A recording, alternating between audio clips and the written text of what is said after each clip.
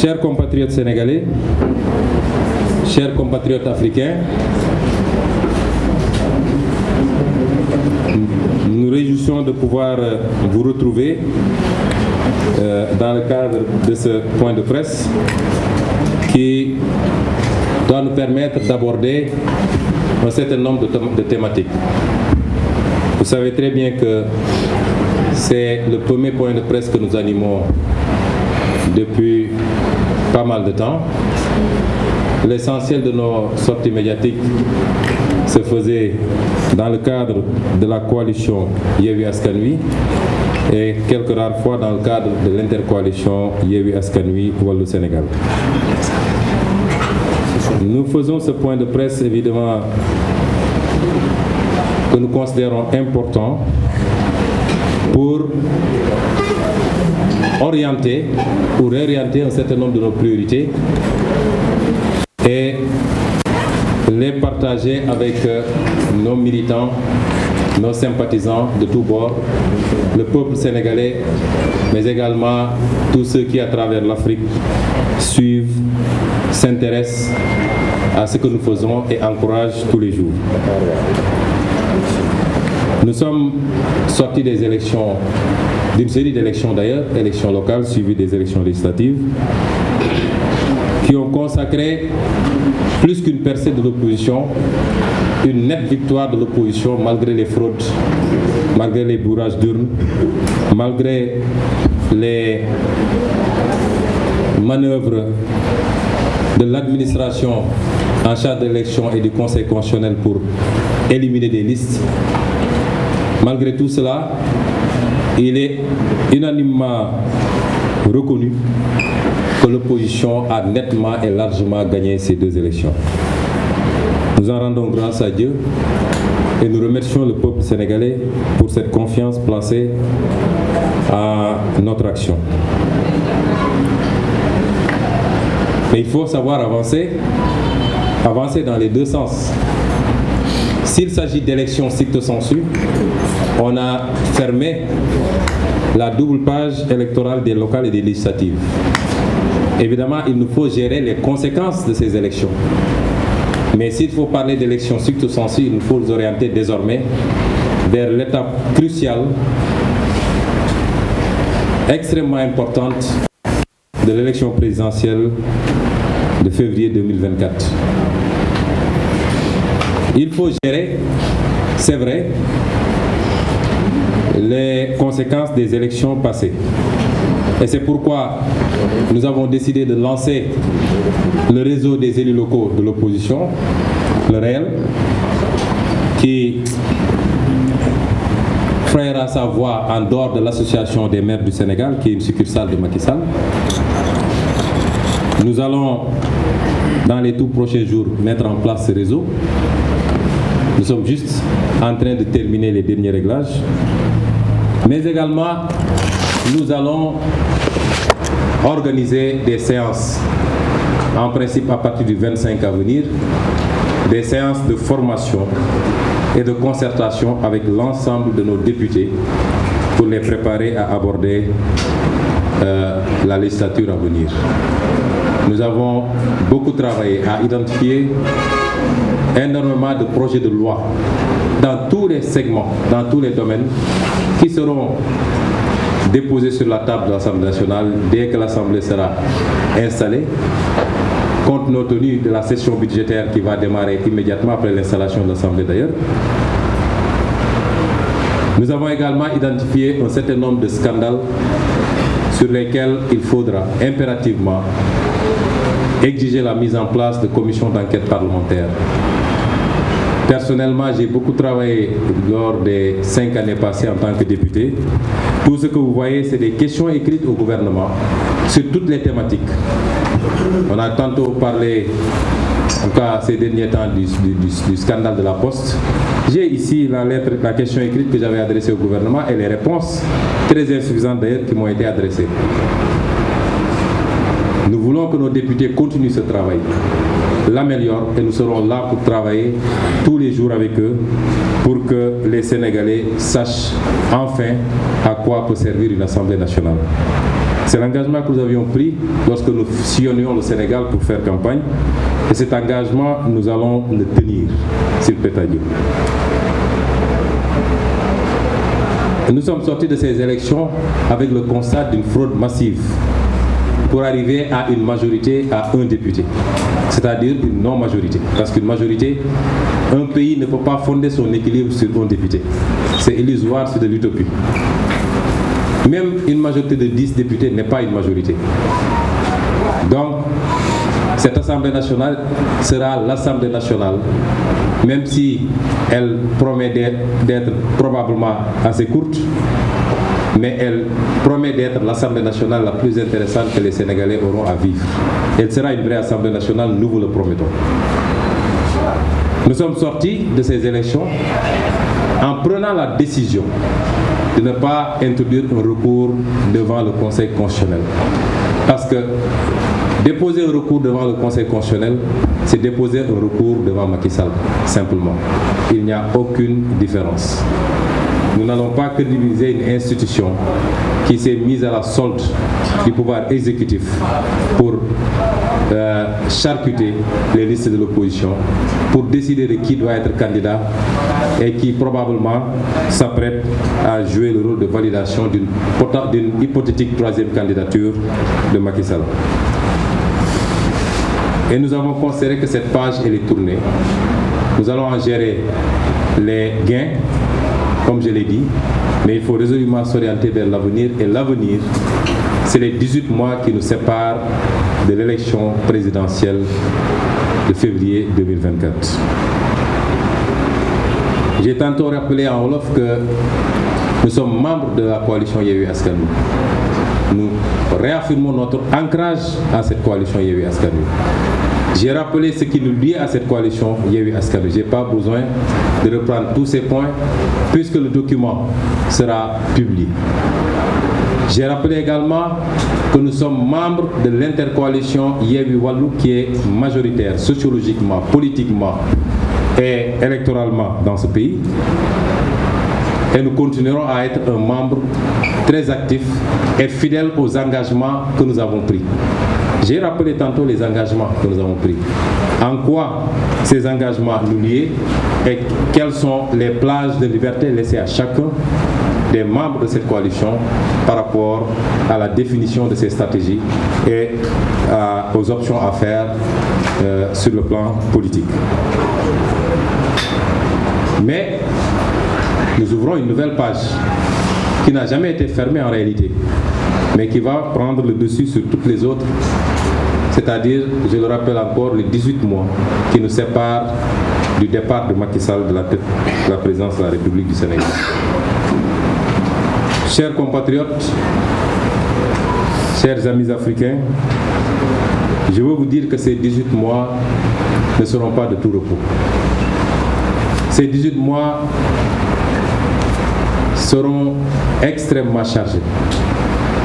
Ces 18 mois devront déterminer si l'on est capable de porter le projet que nous avons présenté aux Sénégalais et aux Africains jusqu'à son terme, ou si nous allons subir de la même manière que nos devanciers ont pu subir les Omniébé, les Thomas Sankara, les Patrice Lumumba, et j'en passe et j'en passe.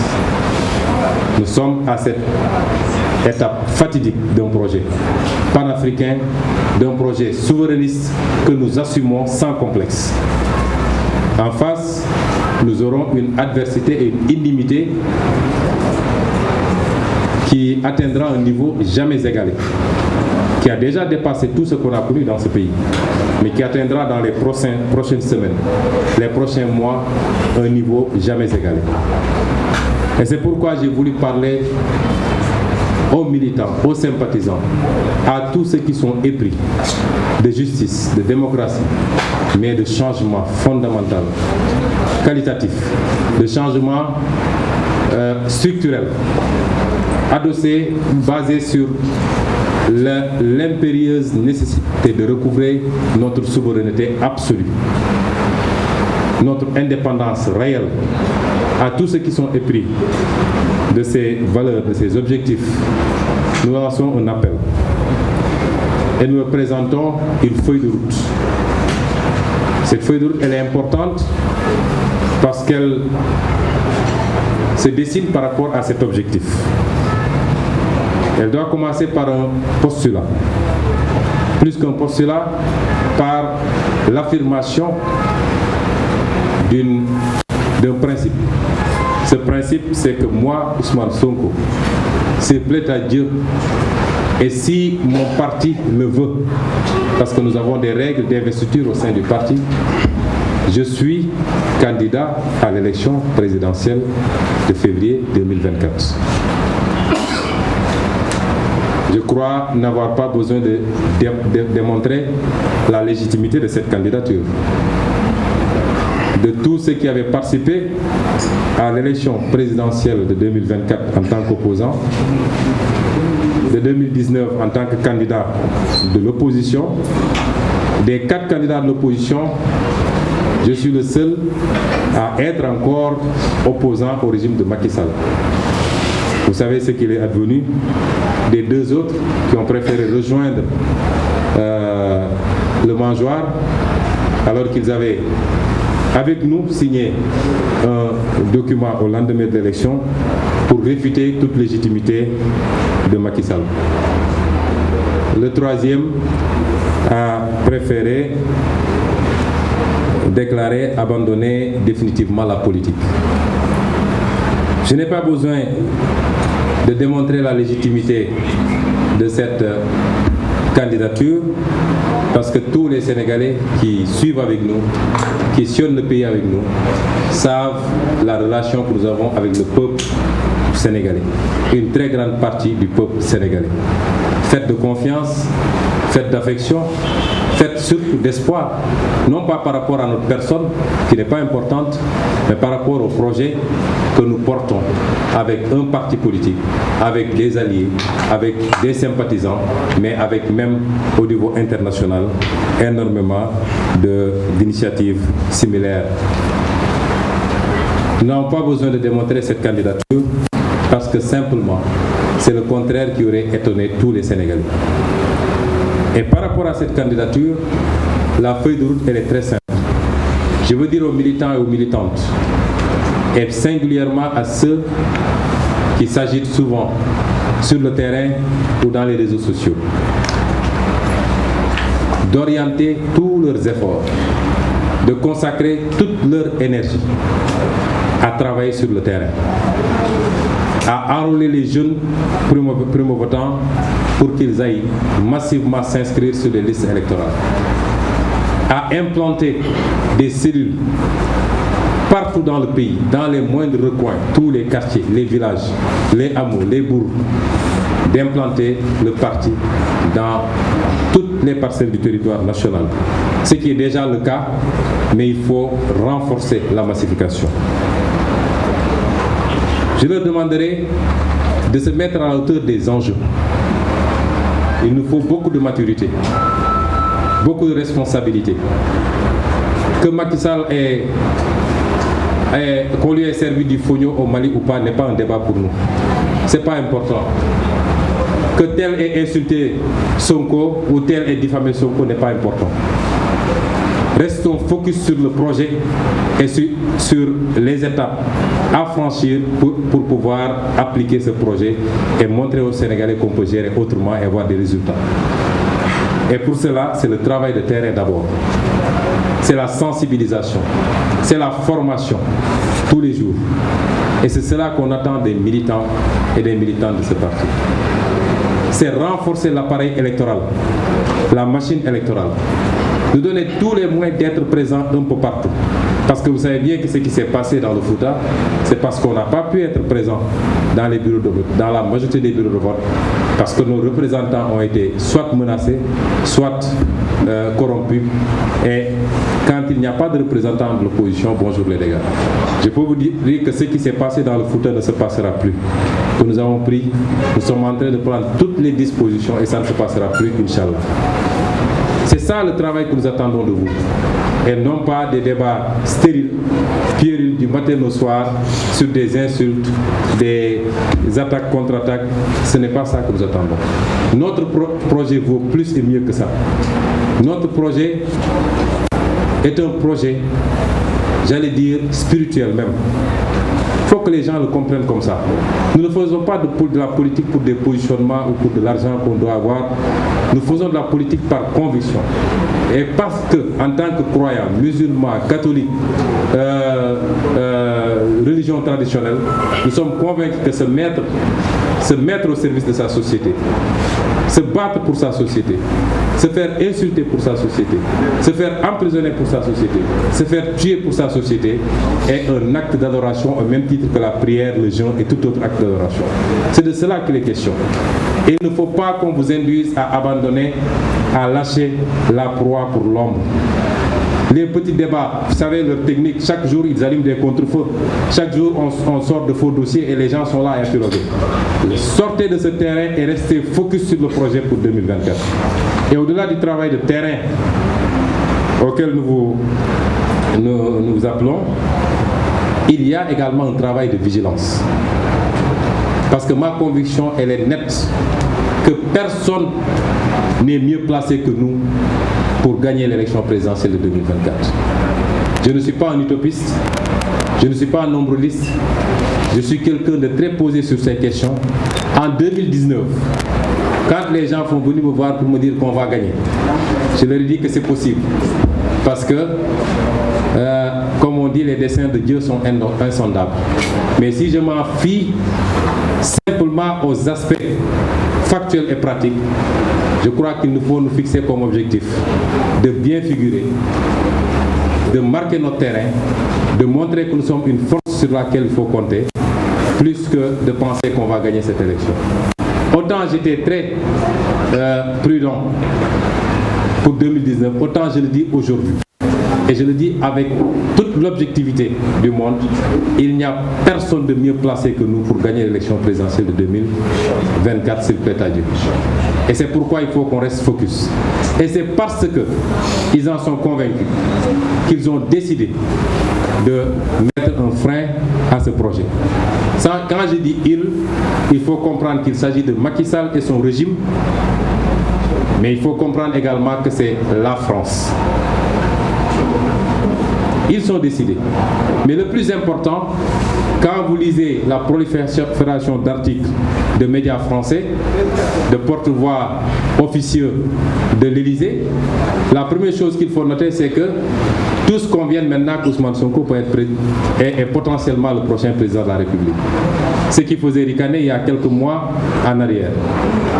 C'est le fruit de votre travail à vous, les militants et les militantes, à vous les sympathisants, à tous les Sénégalais qui nous font confiance. Ce n'est pas le fruit du travail d'Ousmane Sonko.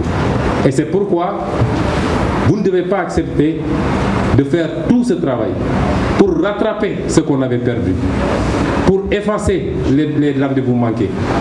Et qu'au dernier moment, la France et Macky Sall et son régime décident par des moyens non orthodoxes, par des armes non conventionnelles, de liquider ce projet. Et je puis vous assurer que tous les jours que Dieu fait, leur laboratoire tourne à plein régime, en fabriquant énormément de complots et de projets de complot. En arrêtant Ousmane Diagne et Papito, ce qu'ils recherchaient, c'est d'intimider. Vous qui êtes sur les réseaux sociaux, que vous êtes en train de faire un travail formidable. Je ne vous connais pas. Je ne connais pas le 1 millionième de ceux qui sont sur les réseaux sociaux. Mais je vois le travail que vous êtes en train de faire, qui est salutaire, et on vous remercie. Et pourquoi ils vous craignent? C'est parce que eux, ils ont leur presse. Vous avez les réseaux sociaux, beaucoup plus puissants aujourd'hui que la presse.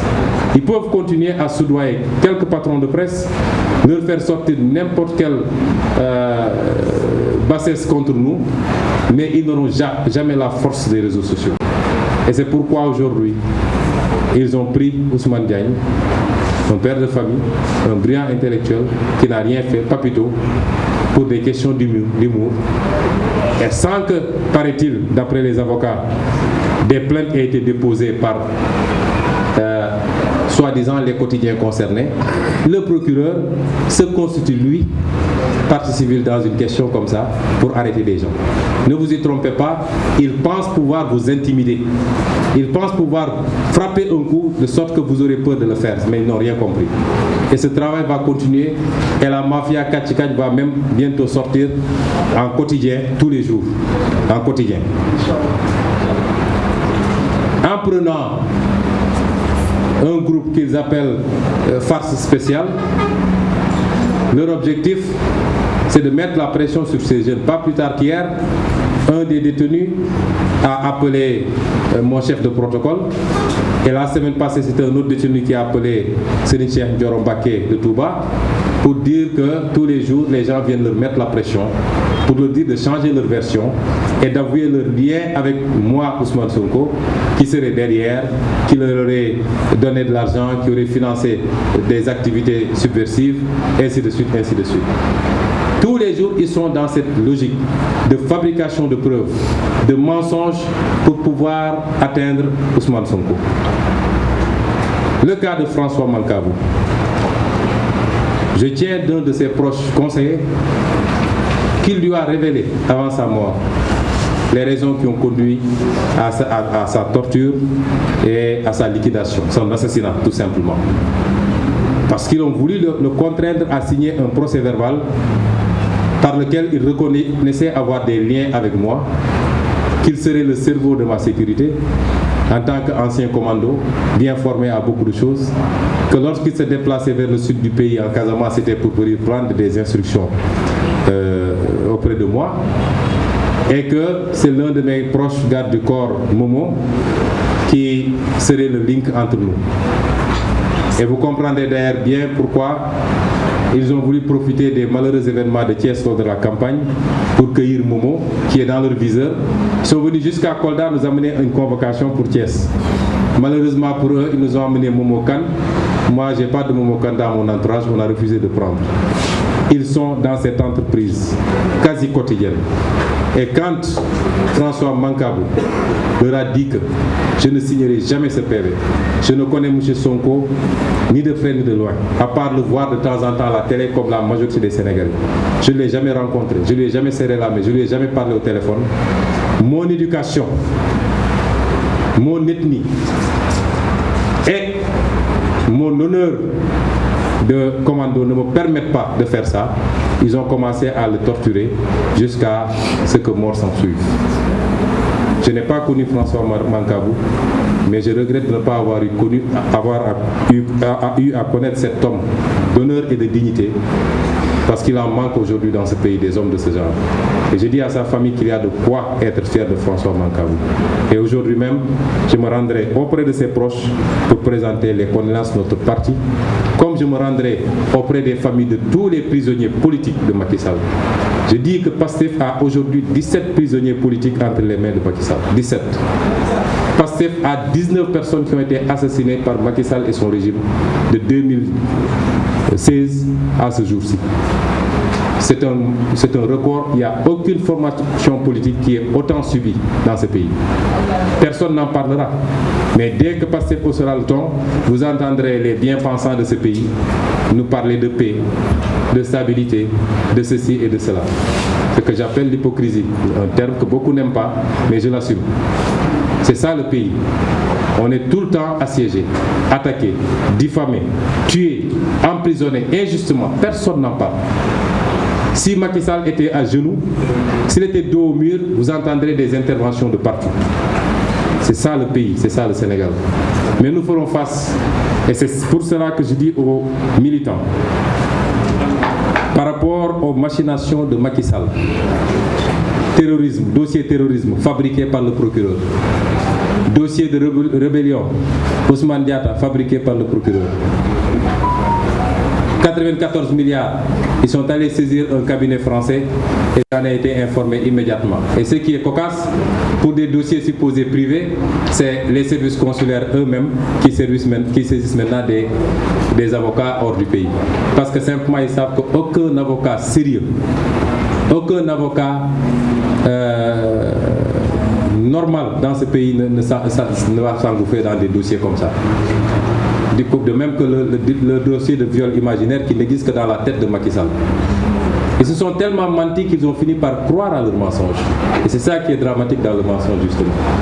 Et c'est pourquoi, avec le soutien de la France, parce que quand des organes français s'intéressent d'aussi près à la politique sénégalaise, Jeune Afrique, succursale déguisée de la France, Le Monde, France 24, RFI, tous les jours maintenant c'est le Sénégal, c'est du Ousmane Sonko à gauche, à droite, dépeint comme un dangereux homme politique qui est contre les intérêts étrangers occidentaux, qui aurait des accointances avec des terroristes de je ne sais où, qui veut brûler le pays.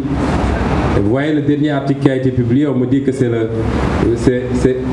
le Monde quotidien. Mais il y avait le Monde diplomatique qui était venu faire son reportage sur la supposée affaire de viol. Mais qu'on me dise aujourd'hui que tous ces organes s'intéressent à ce que nous faisons, le premier constat, c'est que tous, je l'ai dit tantôt, admettent désormais que nous sommes un présidentiable crédible, sérieux et qui a des chances de passer. Mais la deuxième chose qui est tout aussi importante, et je l'ai dit et redit, la dernière fois j'avais dit à la France de lever son coude de notre cou. Ça a trop duré, des siècles d'esclavage, des décennies de colonisation et des décennies de néocolonisation. Vous ne voyez ça qu'en Afrique dite francophone. Les pays qui ont été colonisés par les anglophones ne vivent pas ce problème-là. Il est temps que cela cesse. La France doit avoir la dignité de l'Allemagne, qui ne repose sur aucune colonie et qui est la première puissance économique de l'Europe. Elle doit avoir la dignité de la Norvège, du Danemark, de toutes les autres puissances pays européens. Elle doit avoir la dignité de voler de ses propres ailes enfin et de continuer de sucer le sang de ses ex-colonies. Si c'est ça, ne pas aimer la France, je ne l'aime pas. Et ce discours n'est pas dirigé contre le peuple français. Il est entendu, écouté, mais il est dit surtout par beaucoup d'acteurs politiques, d'intellectuels, d'universitaires en France. Il est dit par une bonne partie du peuple français. Ce n'est pas un antagonisme entre nous et le peuple français, il faut qu'on se comprenne bien. Nous avons initié des contacts très poussés avec une partie de la classe politique française. Nous discutons. À la veille des élections législatives, nos staffs respectifs se sont rencontrés à Paris, ont discuté, ont sorti des communiqués conjoints.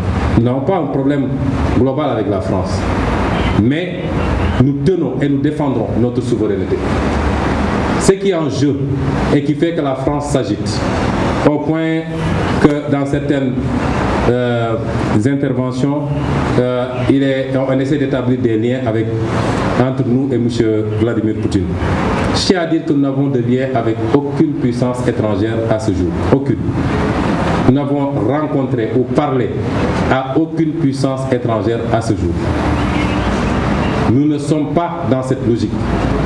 Dans notre entendement, il n'est pas question de casser une domination pour tomber sur une autre domination. Aujourd'hui, il y a des puissances montantes qui interviennent ici au Sénégal et qui ont des pratiques beaucoup plus nocives que les pratiques françaises, qui viennent nous imposer leurs entreprises, jusqu'à la sous-traitance, qui refusent même que des entreprises sénégalaises sous-traitent. Ils ne consomment même pas ce qu'on produit au Sénégal. Tout est importé de chez eux. Ces puissances-là sont beaucoup plus nocives dans la forme de coopération que la France même. Dans notre entendement, il ne s'agit pas d'échanger une domination contre une autre. Il s'agit d'assumer une souveraineté totale, absolue, et de collaborer avec tout le monde dans un sens bien compris de gagnant-gagnant. La France sera un partenaire si elle le désire, mais pas dans les conditions actuelles. La Chine, les États-Unis, tout le monde. Je serais heureux de rencontrer M. Vladimir Poutine. Parce que je suis un homme libre dans un pays libre. J'irai rencontrer M. Poutine si ça devenait possible. Comme je serais heureux de rencontrer M. Biden, de rencontrer le président Buhari, de rencontrer Ramaphosa et tout autre président de la République. Nous n'avons pas de complexe par rapport à ça. Mais c'est dire simplement que ce système, beaucoup de gens ont beaucoup parlé de la notion de système, on ne l'abandonnera jamais. Parce qu'un système, simplement, la définition la plus simple, c'est l'interaction d'un certain nombre d'éléments par rapport à des objectifs et par rapport à des intérêts. Et le système dont je parle ne s'est jamais senti autant menacé en Afrique francophone. Et je me permets de féliciter nos frères maliens, de leur dire qu'ils font notre fierté, de les encourager à rester dans ce siège, d'encourager le président Assimi Goïta, parce qu'il n'a pas perdu la face. C'est ceux qui voulaient l'humilier qui aujourd'hui sont obligés d'aller à Bamako manger du fognon. Donc il n'a pas à rougir. Et nous disons que nous l'encourageons et qu'il doit continuer à rester très proche de son peuple. Parce qu'en politique, il n'y a que cette réalité. Il faut faire de la politique pour son peuple. Qu'il ne se détourne jamais de cet objectif. Qu'il ne se laisse jamais embrigader dans des discours politiciens où on va lui dire que c'est toi qui es là, tu es le tout-puissant, qu'il reste collé aux intérêts de son peuple. Ils gagneront cette guerre contre la gangrène djihadiste par la grâce de Dieu et par les efforts des Maliens et par les efforts de tous les Africains. Si ce problème n'est pas réglé jusqu'en 2024, nous avons vu que Macky Sall a rapatrié les quelques éléments sénégalais qui étaient là-bas. Puisqu'ils n'étaient pas là-bas en tant que Sénégalais, ils étaient là-bas parce que la France lui avait demandé d'emmener des troupes. Mais si ce problème n'est pas réglé jusqu'en 2024, si nous sommes élus président de la République, nous dépêcherons des troupes pour soutenir nos frères maliens et en finir avec cette gangrène. Qu'ils tiennent bon et qu'ils restent dans la dignité qu'on connaît. La dignité qui a été professée dans la charte du Mandem, celle qui a été professée dans la déclaration de Thierno Souleymane Baal, document que nous avons tous oublié au profit de la Déclaration universelle des droits de l'homme de la France. Et c'est pourquoi j'appelle les uns et les autres, j'appelle les citoyens, j'appelle les militants et les militantes à être vigilants, à se préparer, parce que le camp d'en face ne lâchera pas. Ils ont fomenté un ensemble de dossiers, parce que leur objectif, ce n'est pas d'emprisonner Ousmane Sonko, parce qu'ils savent qu'Ousmane Sonko, à l'intérieur d'une geôle, est beaucoup plus difficile à gérer qu'à l'extérieur. Leur objectif, c'est de trouver un motif de condamnation, ne serait-ce qu'au sursis, dans les 18 mois à venir, pour empêcher la candidature de Ousmane Sonko à l'élection présidentielle de 2024. Est-ce que le peuple l'acceptera? Est-ce que vous, militants et militantes, vous l'accepterez? Est-ce que vous, frères africains, vous l'accepterez? Je ne pense pas que oui. Et c'est pourquoi nous vous demandons de vous tenir prêts à faire face à ces projets de forfaiture. Je terminerai par une question d'actualité. Nous avons beaucoup parlé dernièrement d'un dossier aux conséquences sociales, professionnelles, économiques, même incalculables. Il s'agit de la cession partielle de l'hôpital de Dantec et du projet de construire sur une autre partie une nouvelle structure. Nous avons entendu les avis des uns et des autres, ceux qui sont pour et ceux qui sont contre. Ceux qui sont pour se limitent à parler de la nouvelle structure à construire. Le débat entre médecins que j'ai suivi, ça se limite à parler de la nouvelle structure à construire, mais pas des 3 hectares au centre-ville qu'il est question de céder à des privés. Le débat technique, nous ne pouvons pas trop épiloguer là-dessus parce que je ne suis pas médecin. Je disais tantôt, Dr Diop est là, il est médecin, il s'y connaît mieux que moi. Mais j'ai entendu parler des conséquences qu'il y aurait sur la formation des médecins parce que l'essentiel des médecins parachèvent leur formation dans ces structures hospitalières. J'ai entendu parler des conséquences sur le personnel, particulièrement les contractuels ou les temporaires qui seront en chômage technique. J'ai entendu parler des conséquences sur les malades, puisqu'ils n'ont pas mis en place des mesures d'accompagnement pour que ces malades puissent se soigner correctement ailleurs. Nous avons entendu toutes sortes de conséquences. Nous allons continuer à les examiner et avec le mouvement des médecins du parti, nous y reviendrons un peu plus amplement. Mais je vais vous parler de l'aspect juridique et administratif. Je dis tantôt que j'appelle le peuple sénégalais à s'intéresser un peu plus à toutes les problématiques et non pas seulement sectoriellement aux problématiques qui impactent les uns ou les autres. Parce que l'impression que nous avons, nous qui nous battons depuis des années, c'est qu'il y a un mal sénégalais qui consiste à ce que tant que le Sénégalais n'est pas directement et personnellement impacté, il a tendance à suivre les choses de très loin. Et il faut en finir avec ça. Parce que si aujourd'hui, le régime de Macky Sall se livre à ces pratiques aussi facilement, c'est parce qu'il l'a déjà fait et refait. Des gens l'ont dénoncé, mais ça n'a pas eu de suite. Mais si tous les Sénégalais s'étaient levés pour dire attention, non. Ou alors, ça ne me concerne pas directement, mais j'irai marcher, j'irai manifester parce que c'est pas bon. Je pense qu'on n'en serait pas là. Aussi bien sur la question de la gestion de nos ressources naturelles, la question du bradage de notre patrimoine immobilier, de nos terres agricoles, de nos ressources halieutiques. Sur toutes ces questions-là, il faut en faire des questions publiques et que tous les Sénégalais se sentent concernés. Je disais tantôt que, en ce qui me concerne moi-même, lorsqu'il y a eu des opérations similaires, j'avais interpellé le gouvernement d'une question écrite en tant que député à l'Assemblée nationale. Au moment où je vous parle, je n'ai pas eu de réponse, sauf pour le terme sud. Et le terme sud, finalement, le projet a été abandonné parce qu'on a fait beaucoup de tollés et l'armée a repris le terrain. Parce qu'il était question de donner à un promoteur immobilier qui devait faire un programme là-bas.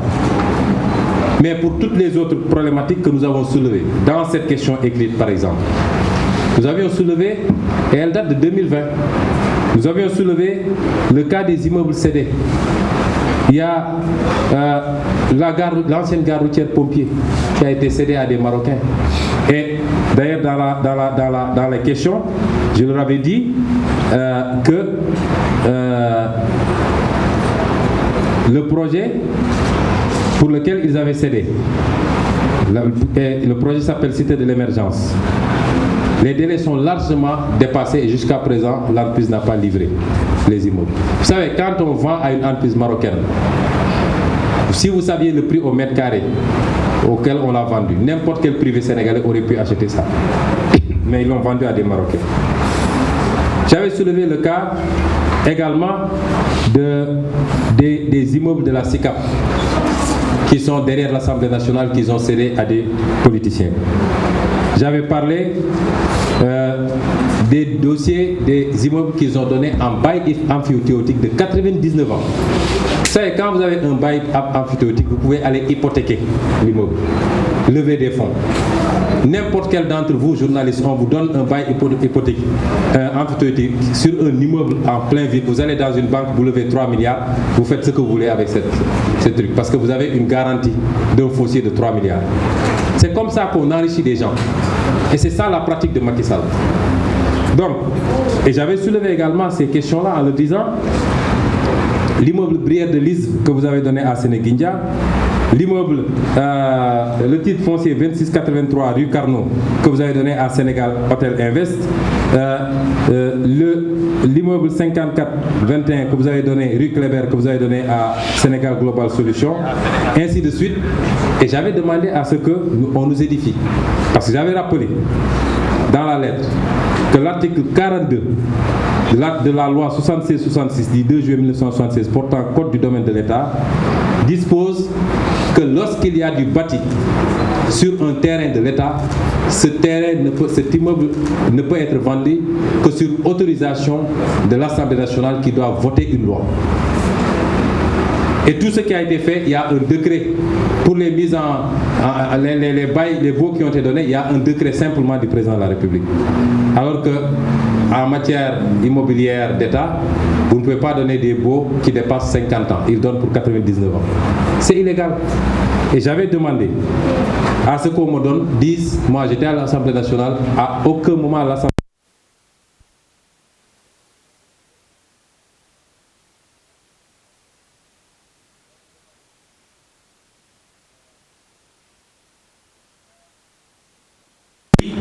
auxquels ces biens ont été cédés. Je n'ai pas eu de réponse.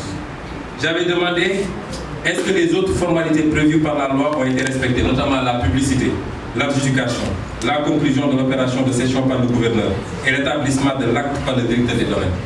Je n'ai pas eu de réponse parce que ça n'a jamais été fait. Et c'est ce qui est repris aujourd'hui avec l'hôpital de Dantec. Et c'est pourquoi j'ai dit sur ces aspects juridiques et techniques. Nous allons demander d'ailleurs, dès l'installation de l'Assemblée nationale, à ce que nos groupes parlementaires reprennent ce dossier. Comme tant d'autres dossiers sur lesquels on avait fait des questions écrites. La lumière sera faite C'est pourquoi je vous dis que cette Assemblée nationale sera différente. Et pour le cas spécifique de Dantec, comme pour tous ces cas, la seule assurance que je peux donner, c'est que tous ceux qui ont vendangé, cédé des immeubles de l'État en violation de la loi répondront devant cette loi le moment venu. On va voir déjà ce qu'on peut faire à partir de l'Assemblée nationale. Mais ce que je peux dire aussi, et je l'adresse aux investisseurs, nous voulons bien que les gens viennent investir. Nous le voulons, mais dans le respect de la loi et des règles établies librement par les Sénégalais à travers l'Assemblée nationale.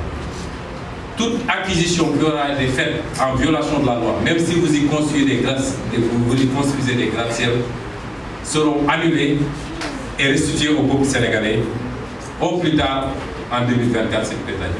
C'est tout ce qu'on peut dire pour le moment sur ces questions-là, et Dantec en fait partie. Chers amis, nous avons été longs, mais les thèmes abordés étaient également nombreux, et ce genre d'exercices seront de plus en plus rares. Nous vous remercions d'avoir été patients, de nous avoir écoutés, et éventuellement, s'il y a 2 ou 3 questions, nous sommes prêts à y répondre.